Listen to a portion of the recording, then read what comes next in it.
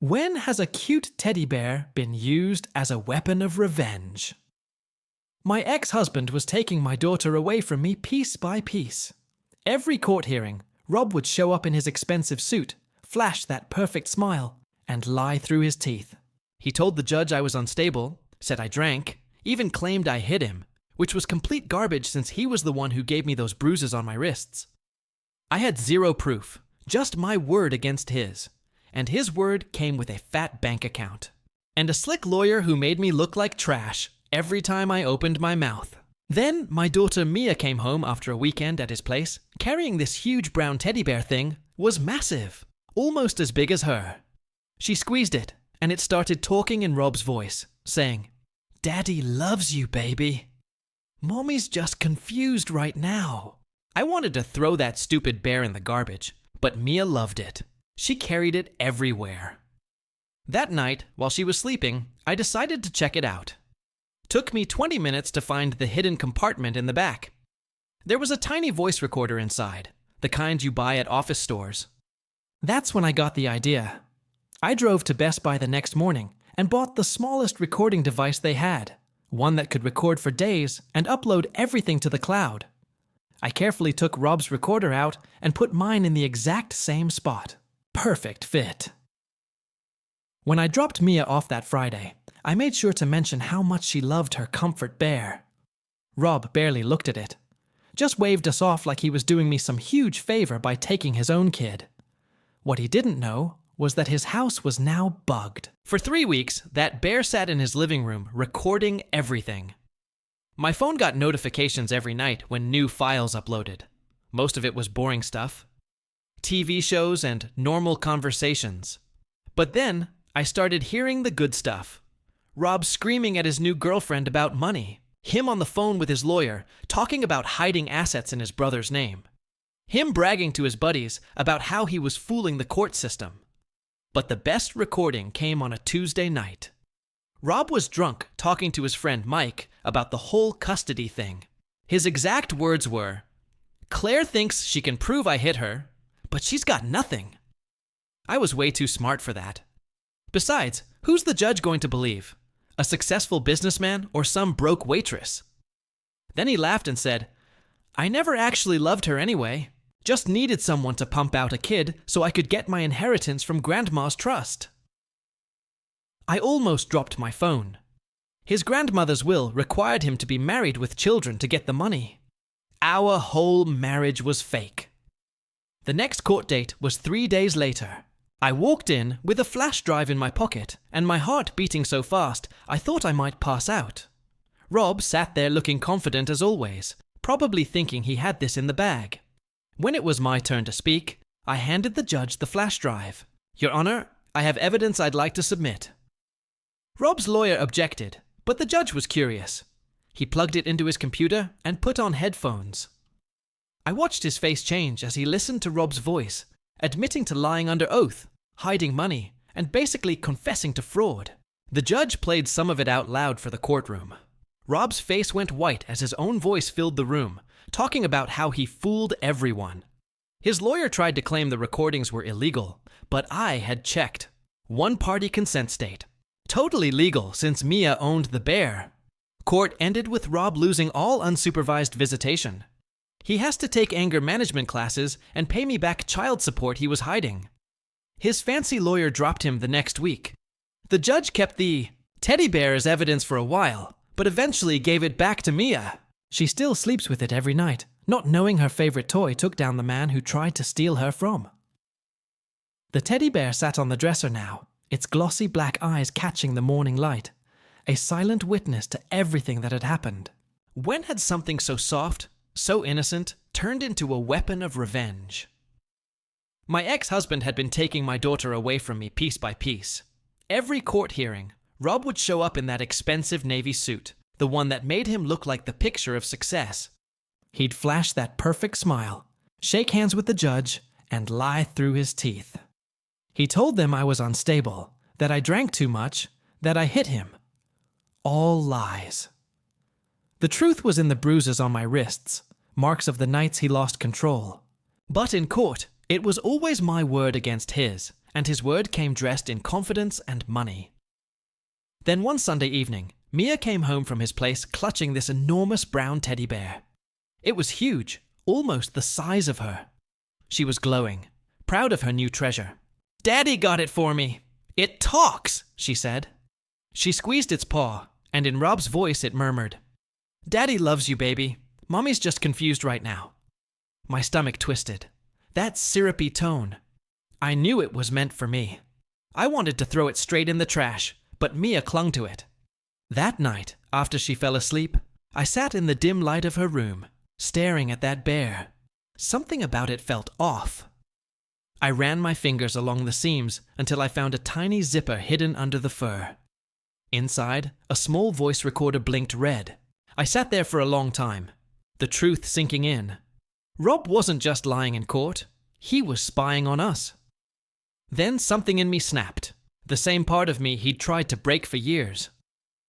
The next morning, I drove to Best Buy and bought a newer, smarter recorder, one that could upload to the cloud.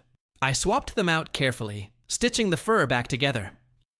That Friday, when I dropped Mia off, I made sure to mention how much she loved her comfort bear. Rob didn't even look up from his phone. "Yeah, sure," he said, waving us away like always. What he didn't know was that his own arrogance had just bugged his house. For 3 weeks I listened. Most nights were dull. TV chatter, clinking glasses, the hum of his refrigerator. But slowly, the mask cracked. I caught him shouting at his new girlfriend, threatening her.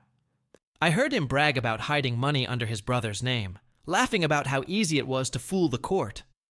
Then came the recording that changed everything. Drunk one Tuesday night, Rob bragged to a friend named Mike. "Claire thinks she can prove I hit her, but she's got nothing." "Who's the judge gonna believe? A businessman or a broke waitress?" He laughed, then added, "I never even loved her. I just needed a wife and a kid for Grandma's trust." My whole body went cold. Our marriage, the house, the promises, the child. It had all been for money. 3 days later, I stood in court with a flash drive in my pocket, my hands trembling. Rob was smiling again, thinking he'd already won. When the judge plugged in the drive, that smile vanished. His own voice filled the courtroom, bragging, lying, confessing. The judge's face hardened. Rob's lawyer tried to object, but it was over. The custody ruling flipped that day. Rob lost unsupervised visits, had to pay back child support, and his lawyer dropped him. Weeks later, the bear was returned from evidence. Mia still hugged it every night, whispering secrets into its soft fur, never knowing that her favorite toy had once carried the truth that saved us both. Story. After my ex's lie, my family left me to rot, so I started over abroad. Last night, they showed up, begging for forgiveness. I slammed the door. My ex unjustly accused me of rape, and my family abandoned me years ago. They now wish to get back together, but I've shown them the amazing life and family they were deprived of. When I confronted my ex-girlfriend about her infidelity, she became frightened and told almost everyone we knew that I had raped her to hide her infidelity. At least there was no evidence. But I was detained while the investigation was underway. The majority of my friends had already cut ties with me, and my parents had already downed me. My parents still thought I was a rapist who had struck it lucky, even though a jury had not found me guilty. I fled when my best friend started helping me behind my parents' backs. I had nothing to lose because I was not loved or even approached, and my college only allowed me to take tests in person and email the work instead of allowing me to attend classes. I found an apartment as far away from that town as possible. I was able to stabilize myself after earning some money from a few community jobs. After a while, I changed my name because, for some reason, I still don't understand. I started to detest seeing it. This gave me a fresh start, and when I returned to university, I made a few new acquaintances. I have no idea why I did this. In retrospect, I was quite impoverished and still had a ton of debt.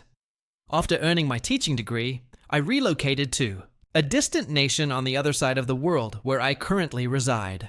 I moved into my new work and obtained a wonderful apartment. After a while, I met a girl who would later become my wife. I couldn't trust her at first, but after seeing how patient she was with me, I would flinch if she touched me, or I would start to squirm when she got close. I fell deeply in love with her. My twin daughter and son, whom I love and will protect until the end of the universe, were eventually born as a result of her. Given that I was a foreigner and not widely trusted, her family rapidly adapted to me. They were kind to me, and I was reminded of what a loving family is like. Right now, my wife and I are really happy, and we live in a lovely home with both of our kids. Until last night, that is. While my wife and daughter were in the garden, I was playing with my son on our PlayStation. Upon hearing a knock on the door, my father was unexpectedly present. He gave me a feeble smile and started talking, but I shut the door so forcefully that I startled my son. I asked for my wife to take my daughter to her bed while I escorted him to his room. Both she and I were in a panic. When my father continued to tap on the door, I suddenly lost it. After consoling me, my wife answered the door for me. He identified himself as my father when she asked who he was. My wife had nothing but sadness for me after I gave her a hazy history of who I was. Naturally, she was furious and started yelling at my father for leaving me and other things. Once she had calmed down, I instructed her to let him in and to go to our children's bedroom to occupy them while I spoke with my father. He claimed to be helping my ex-girlfriend by deleting some messages from her phone. In the process, he discovered a chat between her and the man she was having an affair with, in which she essentially expressed her regret for destroying my life and her desire to take it all back. My father started looking for me to let me know that he believed me, but he didn't confront her since he wasn't prepared to revive a dead situation. I have no idea how he found me, but it doesn't matter because he's already here. I'm not sure what to do for the section I need help with. I've thought about my options alone after wandering through a few random streets, and I've reached some conclusions, but I'm not sure which is the best course of action. Tell him to leave me alone and return to our country. Make amends with him and tell my mother. Or if you have a better idea, please share it with me. I'm going to take tomorrow off from work because I'm so stressed out. Since my father lives in a nearby apartment, I'll most likely give him my response in advance. Thank you. Comments. First comment. Doesn't it seem strange to you that he claimed to be wiping out some stuff on your ex-girlfriend's phone as a favor? Why would he continue to communicate with her? He would snoop on her phone, but why? People who are merely attempting to assist should refrain from breaking into phones. This is a warning sign. The man disowned you, continues to communicate with the lady who destroyed your life, snooped the truth, and somehow followed you throughout the world. Are you prepared to let your family experience this kind of chaos? Second comment. You're correct. It doesn't add up much. I detest being in this predicament, and it's such a nasty scenario. I'm having a hard time coming up with the appropriate responses to all of his questions. Comment 3. Oh darling, hearing this was so cruel. False accusations devastate people's life. Hence those who make them ought to be sued and imprisoned. This was completely absurd. Keeping him out of your life is the best advice I can offer. Without even giving you enough time to work things out, he was eager to discard you. You may forgive whomever you choose, of course, but I'm curious as to why he made an effort to make amends. I appreciate you sharing your tale and wish you well. Comment 4. Oh, I'm grateful. I want to take the eye for an eye approach and simply forbid him from being around my family. I'm not a very forgiving individual. He must now deal with the fallout from his deeds in hindsight. Comment 5. As this is my first time replying here, I am unable to say if this is sound advice at all, as this is essentially a question that only you can answer. This is a lot that was thrown at you at once. Your father returning home will, in my opinion, be beneficial since it will provide you time to completely unwind and comprehend the situation. It's not ideal to have this situation thrust upon you, but you can always get in touch with him if you're ever ready. It is within your power to control this now that this is your life. You have the freedom to express how you would like this circumstance to be resolved.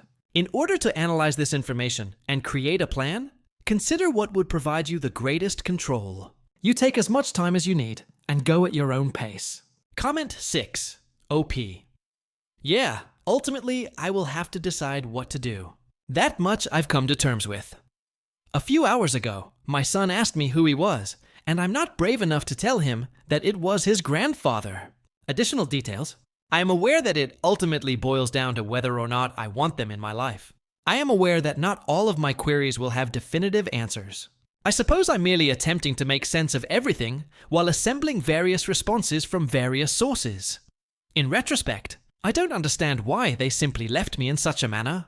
She might have sent some phony texts, but she would have presented them to the police.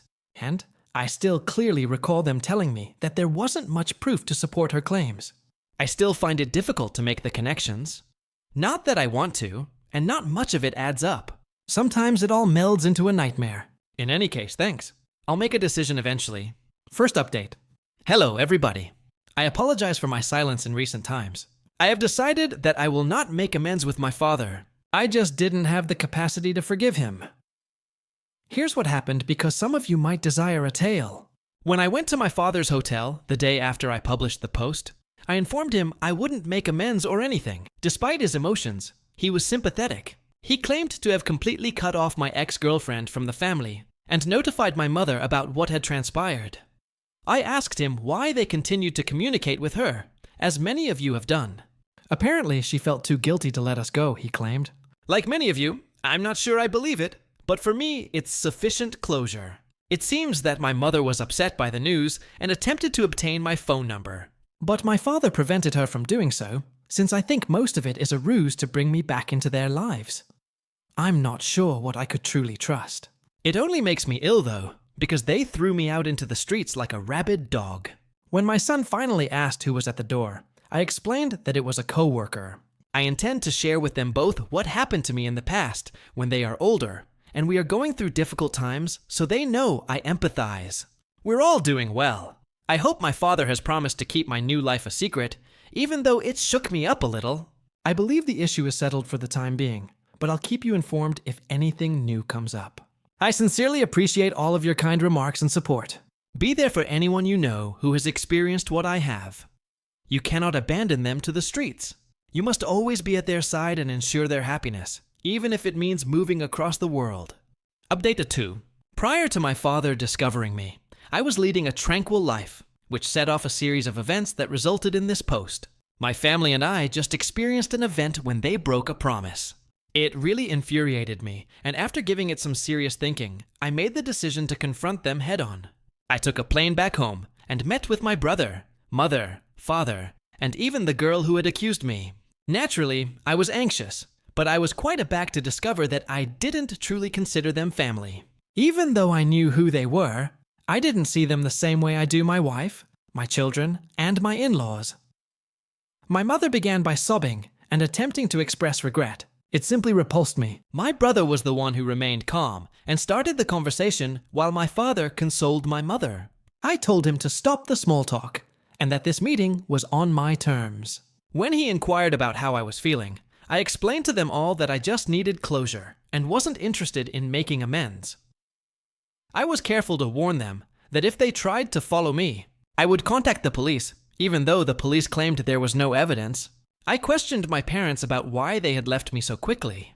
They said it pained their hearts to see me in detention, and that they made a snap choice.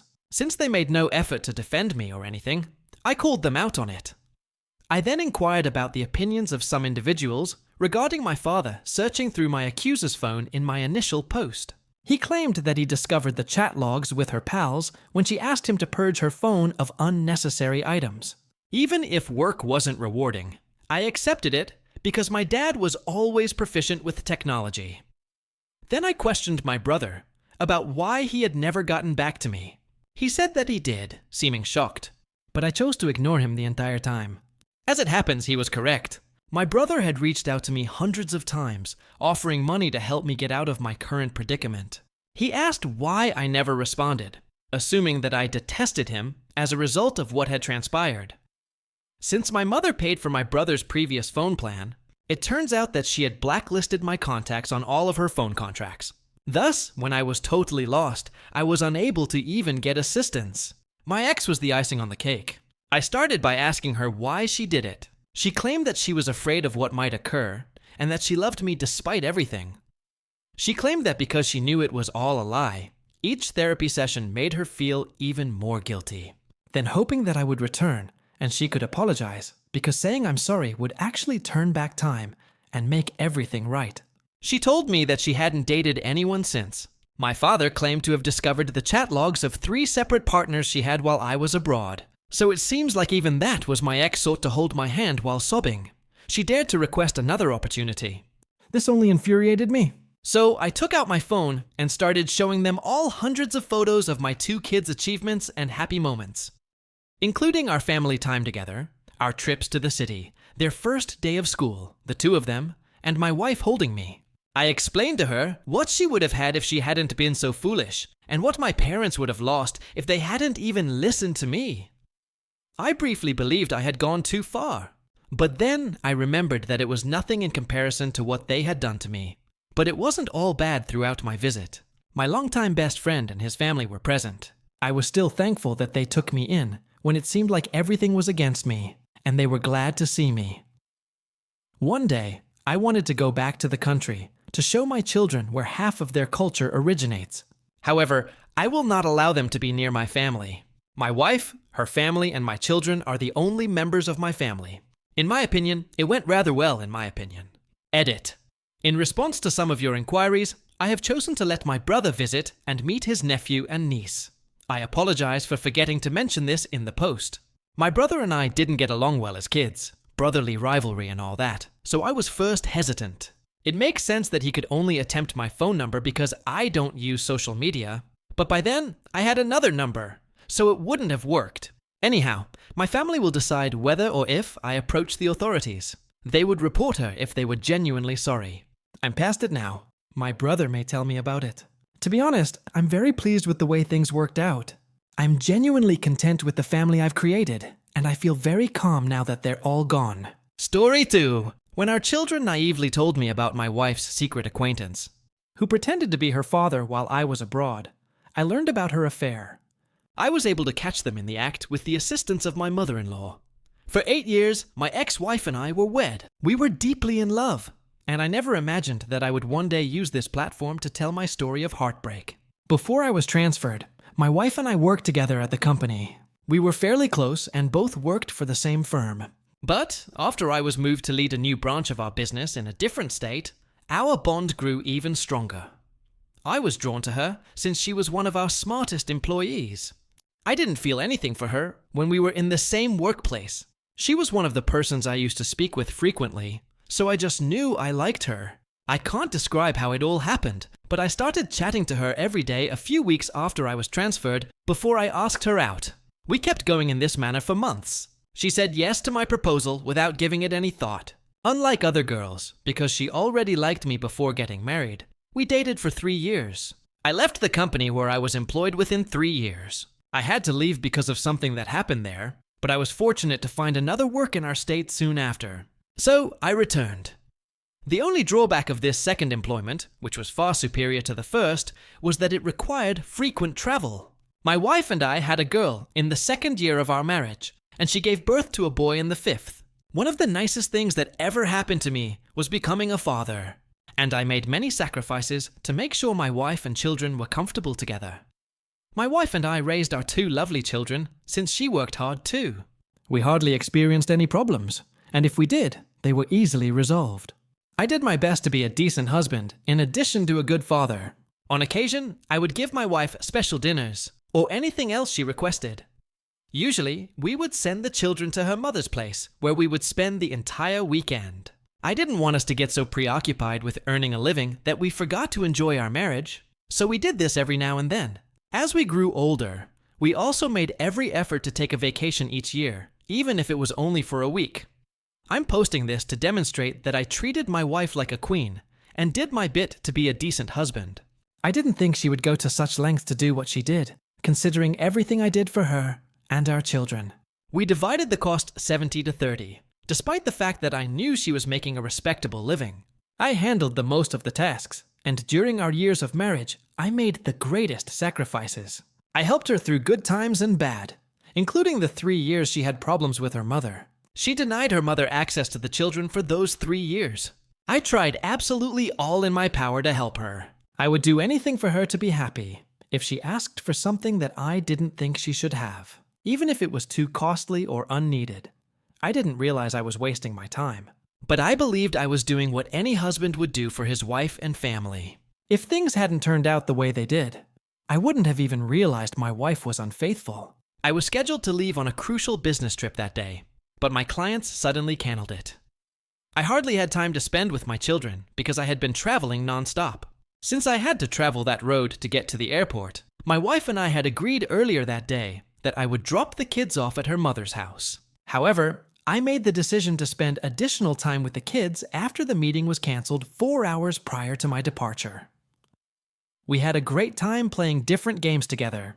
In the meantime, I promised the children that I would give them ice cream if they caught me in our game of tag. I would violate their mother's rule that they should only have ice cream twice a day if I gave them some. But we agreed not to tell each other. I heard the children chatting to one another while they were enjoying their ice cream. They had me swear I wouldn't tell my wife when I asked what it was. I was intrigued when they stated that, so I vowed to keep quiet so they could talk. I was shocked to learn from the children that my wife had a secret companion. Every time I went on a business trip, she would ask her secret friend to come over and act like their father until I got back. They went so far as to inform me that my wife's secret pal would stay overnight in our room. On a given day, my wife's secret companion would depart early in the morning if I was returning home that evening. Since this wasn't the type of thing kids could make up on their own, I was positive they weren't making it up when they said it. They told me because they would all swear not to tell their mother about the ice cream that my wife's secret buddy would always give them in secret as well. Hearing that a stranger was entering my home to feed my children, and that my wife had encouraged him to do so, infuriated me. I asked my children not to tell their mother about what I had discovered, and they vowed not to. When my wife got home later that night, I made a shrewd attempt to ask her for information, but she refused. So I gave up. I chose to catch her in the act after failing to locate anything on her phone when she was sleeping that night. I lied to my wife and told her I was going on a business trip and would return in 5 days. 3 days after my kids confided in me, that morning, she left me at home to get ready while she went grocery shopping with the kids. She believed me when I told her I wouldn't be driving and would take an Uber to the airport. After she got back from her grocery shopping around 2 hours later, a man arrived at our house. My wife greeted him with a passionate kiss and then invited him inside our house, which I witnessed from the basement window. She didn't realize I was hiding in the basement because she thought I was heading to my business trip. I contacted her mother and told her everything as soon as she and her lover entered the house. Since our marriage was legally terminated, I invited her to come help her daughter pack her belongings to leave my house. After that, I hung up and waited. I heard a car scream into the driveway a few moments later. Her mother got out and began screaming and yelling as soon as it parked. Nothing matched the look of amazement on my wife's face when she saw me emerge from the basement, though I'm sure she was surprised to find her mother there as well. She was unable to speak and was unsure of what to say. The fact that I was unable to interrogate her or face her partner made me very unhappy. I took my children away so they wouldn't witness their grandmother tearing their mother apart, and I only ordered her to leave my house before I came back. We were a match when I took a paternity test on my kids 2 weeks later. After that, I told them about the terrible things their mother had done by pretending to be their father. At least kids understand why I divorced their mother, but I'm not sure they fully comprehended. My skilled lawyer helped me obtain custody of my children. I only have my children now, and even if I get married again, it will be after they are older. She has frequently attempted to send the children to speak with me on her behalf, but I have cautioned them against.